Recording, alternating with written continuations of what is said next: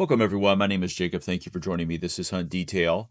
Going to talk today about some of the outcomes or the results from a test that I did with 4 different mechanical broadheads. I did it with the T2, which is the new sort of John Dudley mechanical broadhead. If you remember, John Dudley used to be with Rage, and then now he's with G5, and they make this T2 for him, I suppose. It's a mechanical. It looks a lot like a Rage. It has some differences for sure, but I also tested the Sevr 2.0 titanium, the Beast from Josh Bomar, and the Rage. It's the No Collar plus P Hypodermic. And all of these are 125 grain heads. They're all 2 blade, and they all sort of profess a 2-inch cut. And so I wanted to see how well these would perform against individual shoulder blades from matured bucks. I killed 2 bucks this year, kept the shoulder blades. I processed my own deer. If you're not doing it, I highly recommend it. But I wanted to keep the shoulder blades for this exact test and get a sense of how these mechanical broadheads would handle being shot through directly on a shoulder blade, because a lot of the conversation is around the fixed blade broadhead is what you should be shooting, because if you happen to hit the shoulder, you can be confident that it's going to bust through the shoulder. But the problem with, as we all know, with fixed blade is that sometimes folks find them harder to tune uh, when they're in the field, when they're shooting longer shots, and they also have a smaller cut diameter, and therefore you have a smaller wound channel and less of a blood trail, that sort of thing. So it's really about trade-offs, and if you hit a shoulder blade with a mechanical, obviously there's less penetration because of the kinetic energy required to open up those blades, but you do get a larger cut, you get a better wound channel, and it's if you make a marginal shot, let's say, then there's potential there where you cut, you hit an artery, or you hit, you clip a larger portion of the lung, that sort of thing. So we'll talk about that in a moment. I do have something of some homework for you. I know this sounds kind of weird, homework from a podcast, but a few months ago, I started to encounter or interact with an anti-hunter, a former hunter who is now an anti-hunter vegan.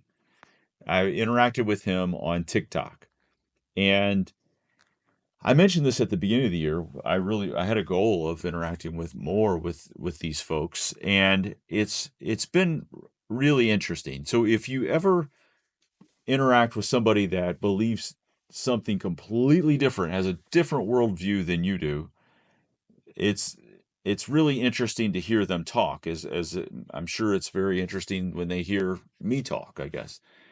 But it's the difference here, though, is that somebody's trying to take away somebody else's privilege or right, or whatever you want to call it. And here, this is a gentleman. He's professes that he used to hunt, and now he's an anti-hunter, and he's a vegan. And uh, my homework for you is to try to find somebody like that on whatever platform you use a lot. I put the Hunt Detail channel on TikTok. I don't know, maybe a year ago, and then eventually started getting the algorithm. It started feeding me some anti-hunter stuff, and then I would comment, and of course it feeds you more. And eventually, I found this guy, and it would seem odd, but it's really a blessing. Quite honestly, it's a real blessing, because when you get the phrase "know your enemy," it could not be more true. I mean, you really do need to know what this person thinks about things, understand their approach, understand their thought process. And because if we think about, if you go back in time 15 years ago and think about some of the weirdest, outlandish, oddest things that you may have come across 15 years ago, and think about how those ideas are now somewhat mainstream. And I won't even talk about the ideas that I'm referring to. You can come up with some on your own if you think about them. Some of these weird things that weren't normal, that were pure lies potentially, are now sort of this mainstream ideology. And so I want to take you 5, 10, 15 years into the future, and the things that this gentleman is saying about hunting, and his belief will become mainstream. And it's not ideal, it's not fortunate, but I mean, I think there was a time when you could sort of ignore these things, or you could say, it's only a small percentage of people, but they're all singing from the same sheet of music. And a lot of these anti-hunting groups are very well funded. And all we have to do is look at what Colorado's gone through, what Washington State's gone through. And so that's my homework for you. And it's what it will do is absolutely fire you up and rile you up as it relates to, and get you to think about um, some of these narratives that they spew out. I mean, some of them are uh, like, if you think about Colorado and the reintroduction of wolves, the reason for that, and the reintroduction of any predator into any landscape, or the stopping of hunting of predators, is to reduce the need for hunting. And they want to completely break the North American wildlife model of conservation, which is by far the most successful in the world. But they want to break that. They don't like that it has a stranglehold, I guess, from their perspective. As hunters put in dollars, those dollars are cycled in through state DNR departments and state biologists, and the cycle continues in terms of wildlife management that's science based. But they don't like it because they don't like the idea that hunters support that. And so the narrative is, one of them is to unlock or unlink the idea of predator hunting.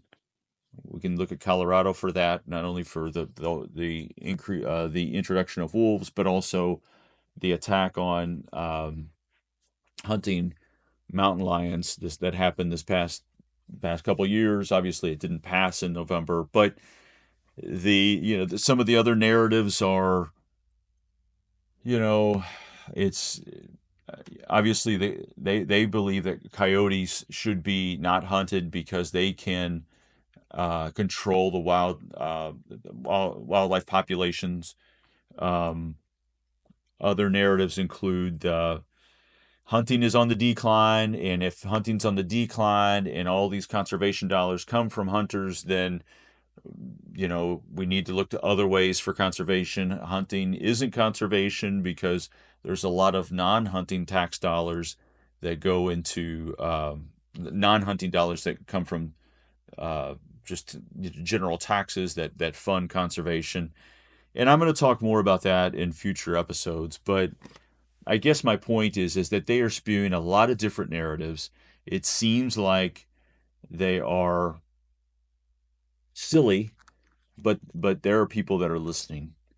And these organizations are so well funded that they will absolutely uh, take what is a lie, fund research, and then turn it into a truth.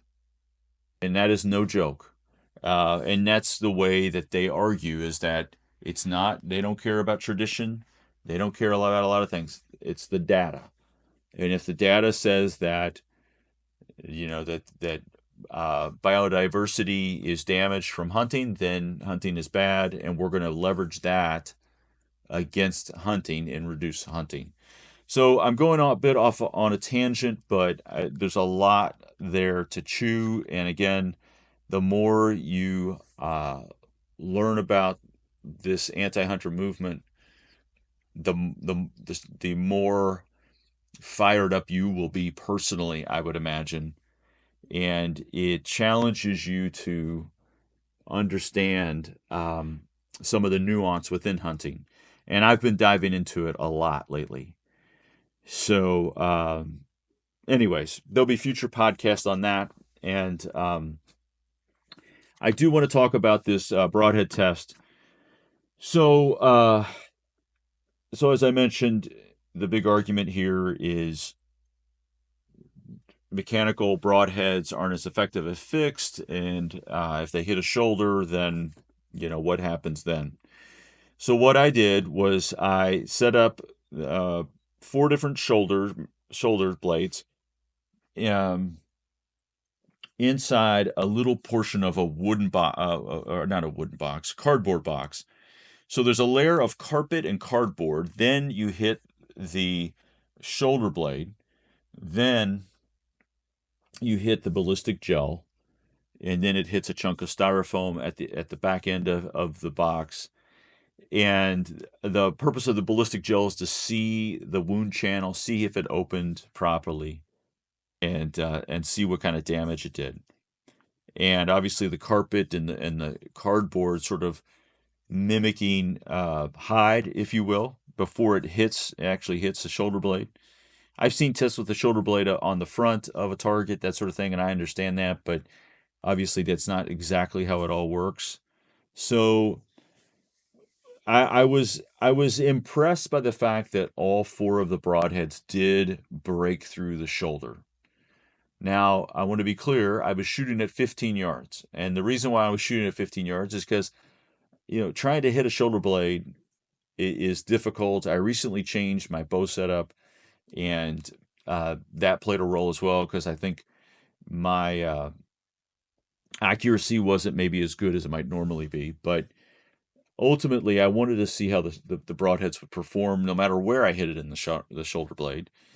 And they all busted through. Now, there was damage to two of the broadheads. Two of the broadheads had their blades break off. Two of them made it through. And I guess I'll just go ahead and go through the results of each one. So the Beast had the least amount of penetration at 18.34 inches. So I shoot a 29-inch arrow. So I guess that's maybe 11 inches of penetration there. The Beast is it does have it's 2 inches tip to tip. So if you think when it's open, it's 2 inches tip to tip. The blade is 1.125 inches in length, so it's 1 1/8 inches, and then when you multiply the tip to tip in inches, the inches of the blade, and you multiply the number of blades, and then you multiply that number by the inches of penetration, which is 18.34, you come up with 91.7. So that 91.7 is what I deem as the wound channel ratio. And the reason why I created the wound channel ratio is it's to evaluate if every broadhead penetrated the exact same in inches, what the ratio does is it highlights the nuance. So if something has a smaller set of blades or a larger set of blades or a larger tip to tip, it shows the nuance between the two. And so the head with the larger blades or the larger tip to tip is going to score higher, even though the inches of penetration would be the same. And so that's why I create the ratio, because you can do the measurements on these heads and they're not exactly the same. So the Beast, while it did bust through, it busted through a really thick part of this particular shoulder blade. And it was a tough it would have been tough for any of these broadheads. One of the blades broke off. The arrow actually broke, And so it was pretty traumatic in terms of, and it actually the arrow sort of deflected away from the uh, the gel and from the foam. It pivoted out. Now I don't know. Could that have been a function of the spring that's within the blade? Because if you're familiar with that, how that broadhead works, they have springs, and potentially, if you have tension on one side, it might be pushing or propelling that broadhead out off in a particular direction. I don't know. We can't answer that, but that's how the beast performed. Again, it busted through. It didn't have great penetration, and it did bust a blade. Now coming in sort of third was the Rage Hypodermic No Collar Plus P.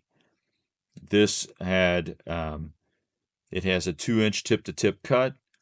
The blade here is 1 3/8. It's a little bit larger blade than the Beast, a little bit longer. It has 2 blades. Multiply that by the inches of penetration, which was 18 inches. So it was also sort of shallow, but this broadhead didn't deflect out. It actually the Rage shot through the entire length of the gel and then into through the foam and then poked out just a little bit in the back of the box. So it scored a 99, and the reason why it scored a 99 because it had less penetration, but it had a larger blade.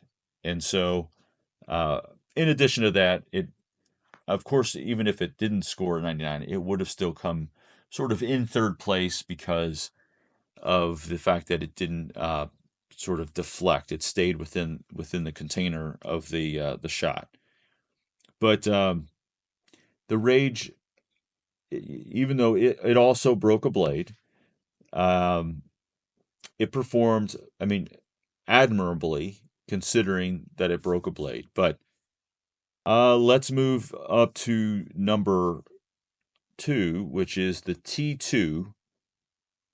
This is the broadhead I mentioned earlier from G5. That's a mechanical. It's from tip to tip. It is a 2-inch cut. The blade length is 1.25 inches, so a very solid blade length. 2 blades, and it had penetration of 21.25. Now, I will say it it hit the edge of the shoulder blade. I would say most of the broadhead hit the shoulder blade, and it did break through, and it was a thicker portion of the broadhead. It bent the tip. It pushed through the gel, and it pushed through the styrofoam, and it had 21.25 inches of penetration for a score of 106.25. So that came in second, and I was disappointed that the tip bent because that broadhead's basically done at this point. Well, the other ones that were, when a blade breaks or something like that, you can often replace them, and I like the fact that, blades are pretty cheap. You can replace them and shoot that broadhead again. But that was kind of a bummer there. Now, coming in at number 1, and I do want to be clear, this isn't really a pure rank because each broadhead sort of had their own shoulder blade, and each one of them hit a little differently within that shoulder blade. So, the point here is that all the broadheads busted through the shoulder. And now, 2 of them had broken blades, 2 of them didn't. The average, when you look at mechanical broadheads, the average width on the blade is like 0.035 inches.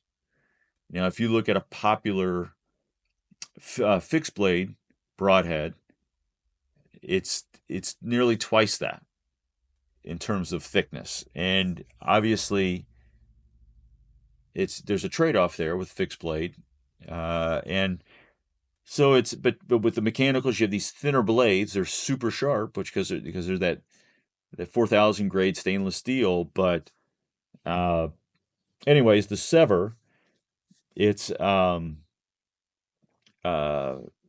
has the blades are tipped. Well, the cut tip to tip is 1 7/8.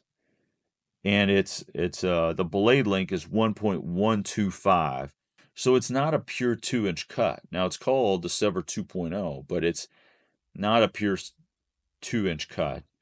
So if you multiply 1 7/8 times 1.125 times 2, and then multiply it by the inches of penetration, which was 26, you come out with 109.68 as the wound channel ratio.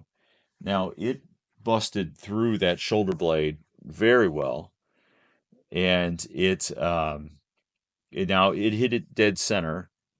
It On the other side, it looks like it's the same broadhead, and in the ferrule is titanium. So whereas with the T2, the tip bent, and with the Beast you had blades break, and with the Rage you had blades break, the Sevr had no blade breakage. It That titanium ferrule did just fine. It's not aluminum or steel, and I was really impressed. I will say I shot a buck with a Sevr 2.0 2 years ago at like 15 yards, and it did not. It didn't hit shoulder, but it did not. It wasn't a full pass through.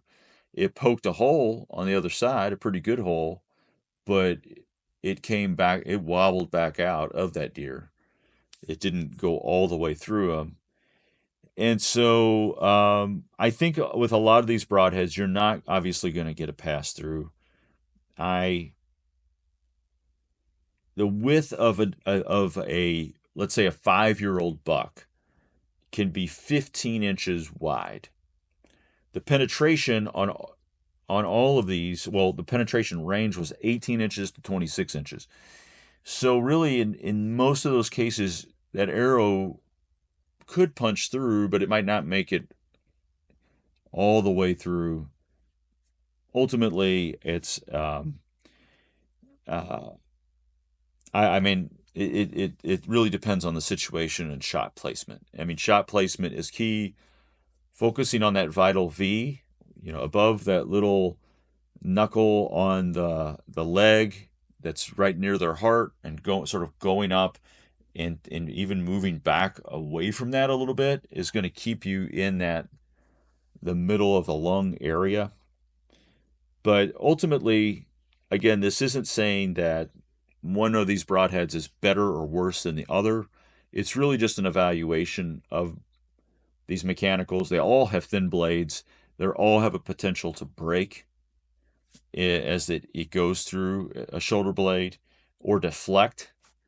And so I would just say that it's good data, but it's only one data point in time.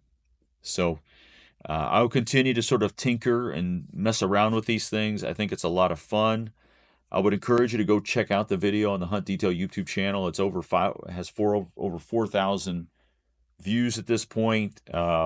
Nearly 80 thumbs up. People are really appreciating it. It's only 6 minutes in length, and I'm really communicating a ton of information in a short amount of time. But you can see the cuts through the ballistic gel. You can see the cuts through the shoulder blade and see what that's like, and sort of get a sense of what get your take on it, or what you think about it. I'm not suggesting. Some folks have thought, well, are you suggesting to shoot deer in the shoulder? No, of course not. Am I suggesting you shoot mechanicals? No, it's up to you. I shoot both. I shoot a mechanical and a fixed. It depends on the situation for me. If it's a longer shot, then I'm probably going to use a mechanical. If it's a shot that's in a lot of cover, I'm probably going to use a fixed blade. If it's within a certain yardage, I don't know. I'll probably use a mechanical. If it's within a certain yardage, I mean, there's a lot of variables there, and I think it's important to shoot both, and I think it's important to tinker with these things. So I will be, dropping some other videos, some other content. So go check out the Hunt Detail YouTube channel. Also, again, find an anti-hunter, follow them, get a sense of what the stuff that they're talking about, know your enemy, and let that stuff fire you up and encourage you to do the research to prove them wrong. It's even if you never talk to them, just in your own mind to be able to defend and to speak truth that's counter to the lies that they spread. So, anyways, thank you all for your time. Uh, you can listen to a million different podcasts. Please give this a 5 stars, and we'll talk again next week. Thanks so much.